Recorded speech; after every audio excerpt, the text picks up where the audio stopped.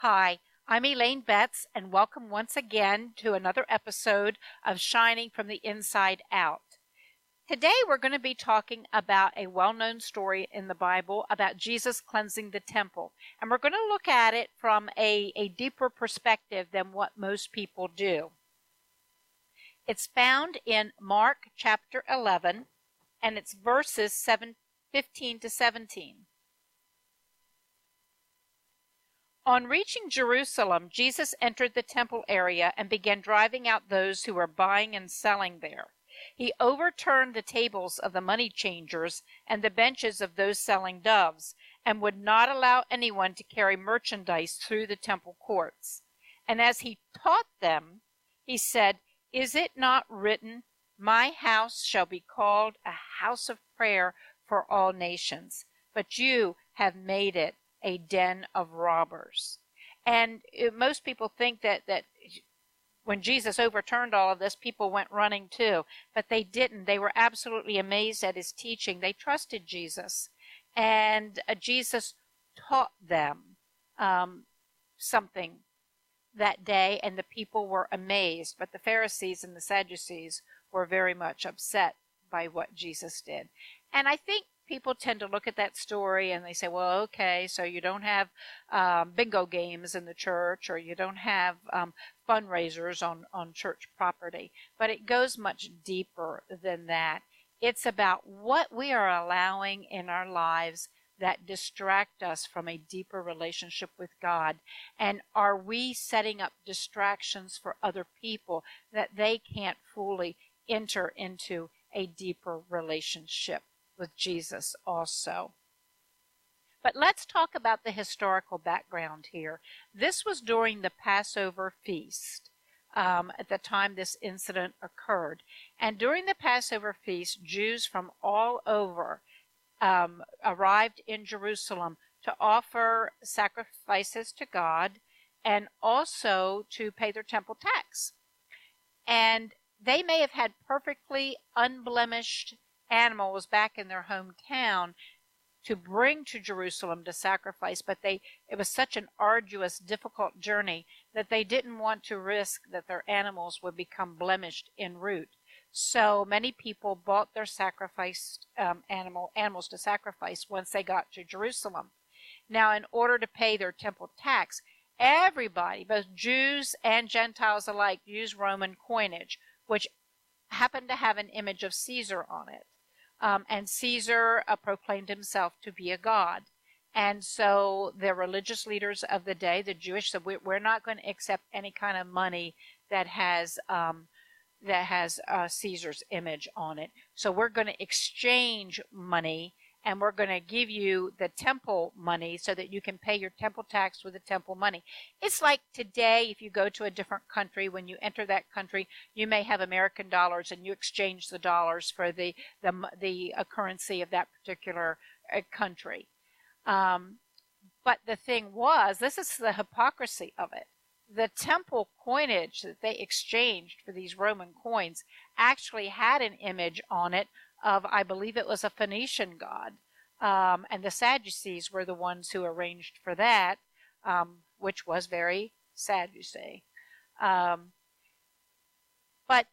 they underwent this exchange of coins so that the people could pay their temple tax and also to buy animals for sacrifice. Now, this was a time where if you wanted to make some money, you could, by selling animals at an elevated price. It's like being at the airport or at a sports venue, and the people in the food court, they know they have you over a barrel, so they can charge you $10 for a simple little cheeseburger. And of course, if you're hungry, you're going to pay it. Likewise in Jerusalem with the sacrificial animals. They had little booths, little kiosks around that you could go and you could buy your animals.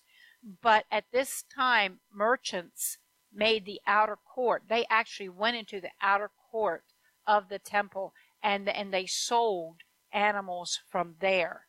Now, let's take a look at this outer court. It normally was a very quiet, worshipful contemplative place. Not everybody could enter the temple.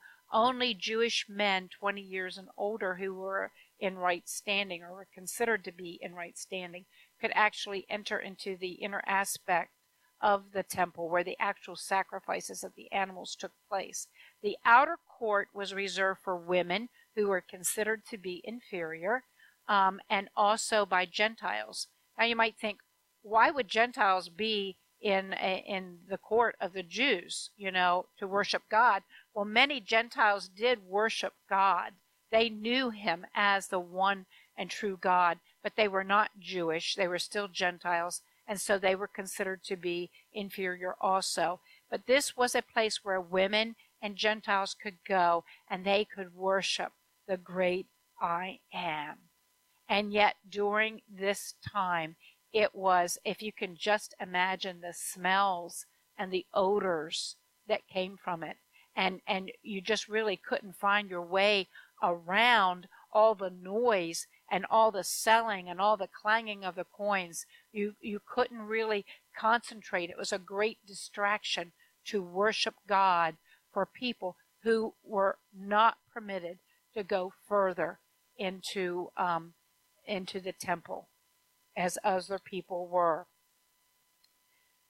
So there are things that go on in our own lives where we can get distracted from a relationship with God, where we are just as guilty as the money changers and the people who were selling animals at exorbitant prices, because we clutter up our spiritual lives with things that should not be there, like the animals and the money changers should not have been in the temple.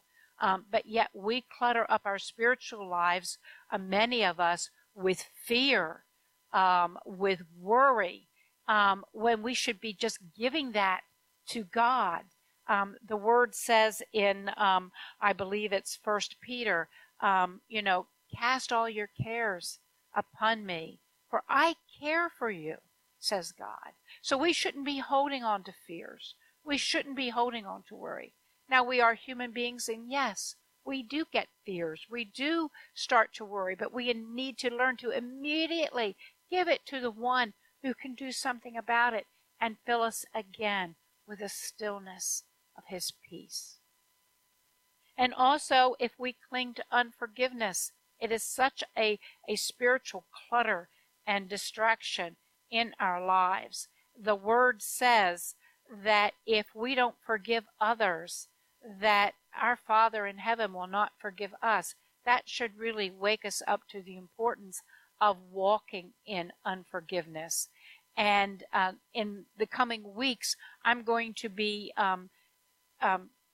using one episode just to talk about forgiveness and the importance of it, even forgiving things that other people or even we ourselves would have said was absolutely unforgivable. We must, it is absolutely important that we keep a short stick with offenses in our lives and get rid of them immediately. So we don't want to clutter up ourselves with all of that junk, because when we do, we can't really hear God clearly. We can't go deeper with him and feel his presence and really clearly hear what he is saying to us. We also can clutter up the temple for other people. I know I talked to a Muslim man one time, and when asking about when he became a Muslim when he went to prison. He said he knew he'd really made a mess of his life, and he was searching, and someone had left a Bible in his cell, and he started to read the Bible, especially the book of John, and he became very interested in Jesus, and he wanted to know more. But he said, I looked around me, and I'm in there with prisoners who claimed to be Christians, who talked about Jesus this and Jesus that, and yet he said they acted just like I did. They acted, they did not act like what I thought Christ should act like. And I thought, well, if that's the way they feel, then maybe maybe Christ doesn't have as much power as what I'm reading about in my Bible. But he looked around, and the Muslims were very devout, and he was drawn to that, and that was how he became a Muslim. Now, isn't that very sad? The Muslims, their Allah that they serve is not the same God that we serve, not at all. And it's just tragic when people are turned away from the living God, or turned off because they see Christians acting in just like the rest of the world. Our pastor has often said, and I agree with her, if you're going to tell other people that you're a Christian, then make sure that you're acting that way, that you're reflecting Jesus in everything that you do and you say. And as human beings, we will mess it up. We will fail at times, but it's very, very important that when we do that, we own it. And we just say, you know what, I was acting in the flesh. That's not what a Christian, would do. That's not what a Christian would say. But there are so many Christians that are like the rest of the world. We make excuses for our behavior rather than owning up to it. We don't want to ever prevent others from getting to know Jesus, because the world needs Jesus. And then in the church itself sometimes becomes so distracted with running the business of the church that they forget about the needs of the people. Not all churches, but some of them. They forget about the needs of the people, or what is the Holy Spirit telling us to do for the ministry that he has gifted us with. And it's all about the business end of the portion, what programs, how to attract people. And they're all man-made ideas that then they ask God to put a blessing on, rather than to seek his face first. Because he may tell one ministry to do things one way and another ministry to do things another way, but it'll all line up with what he says. And it's just, he treats each of us as individuals, and each ministry as an individual ministry.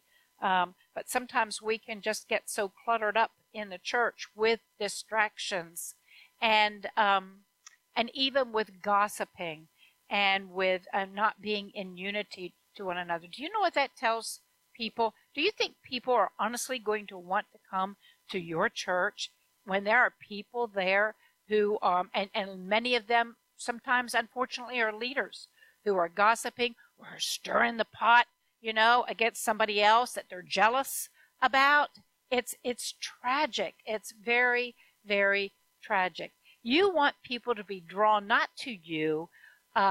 You want people to be drawn to the Jesus in you, because you're letting him shine from the inside out.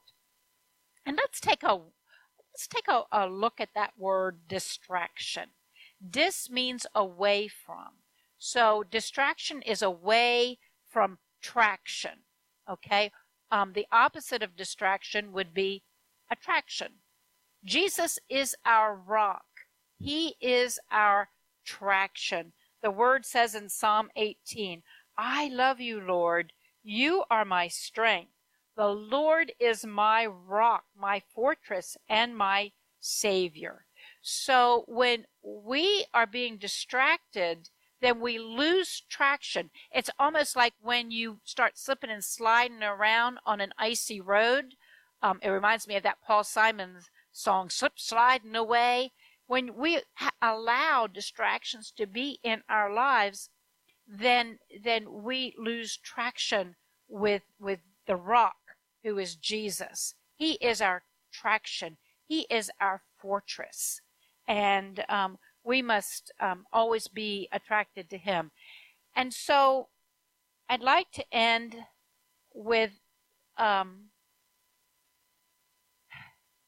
just to ask you to get alone with the Lord and ask him this week, what are the distractions in my life? Because the the distractions in my life may be different than what are in yours. We're all individuals. What are the distractions that are cluttering me up inside spiritually, that are preventing me from going deeper in my relationship with you? And what are the distractions in my life that's cluttering things up that would prevent others from knowing the real you, Jesus? And then ask him for help to just get rid of. This is going to be a week where we just get rid of the clutter in our lives, the spiritual clutter. And so I pray that you will do that and just walk deeper in relationship with the Lord who loves you so much. So have a wonderful week, and I'll see you next week. Bye.